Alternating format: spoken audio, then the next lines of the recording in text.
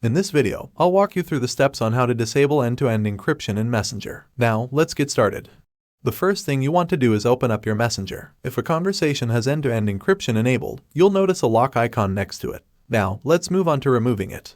There are two ways to do this. First, click on the three-bar icon at the top left of your screen. Then go to Settings by clicking on the gear icon. Scroll down until you find the Secret Conversations option. Click on it and disable Secret Conversation or end-to-end encryption. Do note though, this setting may not be available on all devices.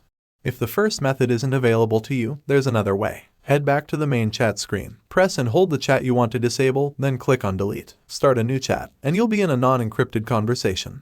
Now, to ensure you're not using end-to-end encryption, click on the pencil icon at the top right of your screen when creating a new chat. Make sure the end-to-end encryption option at the top right is disabled. That's it. Thanks for watching. If you have any questions, feel free to ask in the comments section. If you found this video helpful, don't forget to subscribe. See you in the next video.